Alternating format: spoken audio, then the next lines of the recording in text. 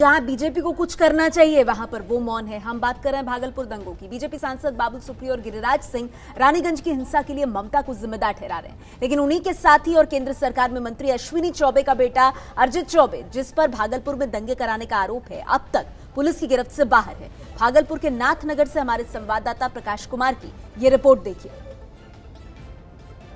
रहीमन धागा प्रेम का मत तोड़ो चटकाए, टूटे पे फिर ना जुड़े, जुड़े गांठ पड़ जाए। ये रहीम का दोहा उस काल में भी सटीक था और आज भी जब हम भागलपुर में नाथनगर के पास खड़े हैं तो यहाँ पर भी सही बैठता है।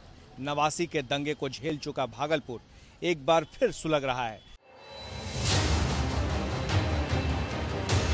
अभी भी हम लोग को डर है सर मन में, अभी भी बैठे बैठे रोने लगा सर, क्या हो नहीं होगा, मेरा पति मर जाता आप क्या करते सर, ऐसा बात है सर। ये दहशत है पीएम मोदी के मंत्री अश्विनी चौबे के बेटे की करतूत की। भागलपुर में हिंदू मुसलमान की दोस्ती में एक बार फिर दंगों ने दरार डाल दी है। छत पर ईंटों की बारिश हुई पड़ी है। एक दो छत नहीं बल्कि आसपास की जितने भी छत हैं सब पर ईंटें दिख रहे हैं। ये वो निशान है जो बता रहे हैं कि दंगा किस कदर से प्रभावी हो सकता है। सुमंत की नींद अब भी गायब है। इनके कानों में अब भी पत्थरों की बारिश की आवाज गूंजती है। दंगों का मंजर अभी भी उन्हें परेशान कर रहा है। ये देख सकते हैं आप, यहाँ मुझे लगा एक बार बम भी गिरा है इस पे छत पे, तो अंदर तक रोशनी आया था। हम लोग पूरा उस वजह से डर भी गए कि क्या हो रहा है। ये हैं मोहम्मद कमर तौहीद। इनकी दुकान ठीक नाथनगर थाने के सामने है, लेकिन 17 मार्च को जब दंगा भड़का तो बस किसी तरह इन्होंने अपनी जान बचा ली।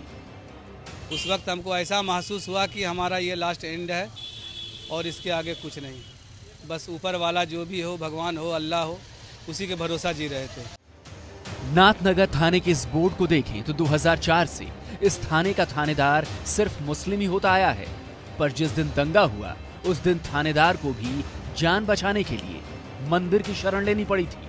पुलिस आरोपियों की तलाश में है। बड़े अधिकारियों का कहना है कि आरोपियों के खिलाफ कड़ी कार्रवाई होगी। पुलिस कानून के हिसाब से काम करती है और वही कर रही है।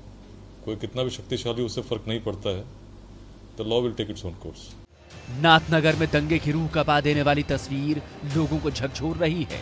लोगों के दिलों में 1989 के भागलपुर दंगों की टीस अब तक है।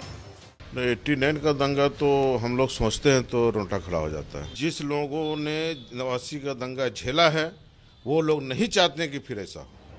आगे अब भागलपुर में दंगा ना हो, इसके लिए पुलिस चौकस है। पर सवाल ये है कि पुलिस और प्रशासन पहले ही इतने चौकस क्यों नहीं रहते, जिससे दंगाइयों को कभी कामयाबी नहीं मिलती। दिबांग 20 मार्च को पटना में नीतीश कुमार ने साफ तौर पर कहा था कि हम प्रदेश का सांप्रदायिक सौहार्द बिगड़ने नहीं देंगे, कभी कुछ ऐसा होगा हम कठोर कार्रवाई करेंगे। 25 को हिंसा की एक घटना होती है, एक्शन दूर की बात, आज तक चुप है नीतीश कुमार।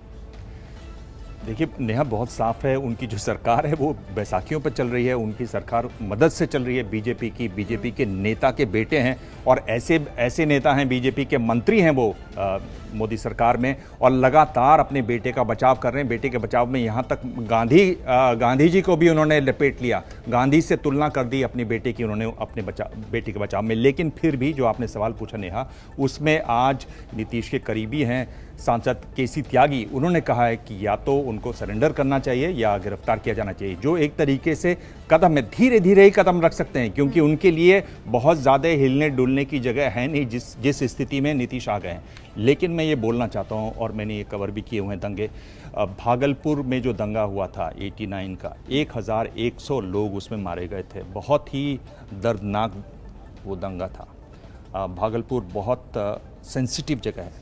आग से नेताओं को नहीं खेलना चाहिए, क्योंकि जब ये लगती है तो कई बार आग बहुत ज़्यादा बढ़ जाती है, आप उस पर काबू नहीं कर पाते हैं, बहुत नुकसान होता है लोगों का, निर्दोष लोग मारे जाते हैं। तो राजनीति ठीक है, पर इस बात का ज़रूर ध्यान रखें कि आग से न खेलें।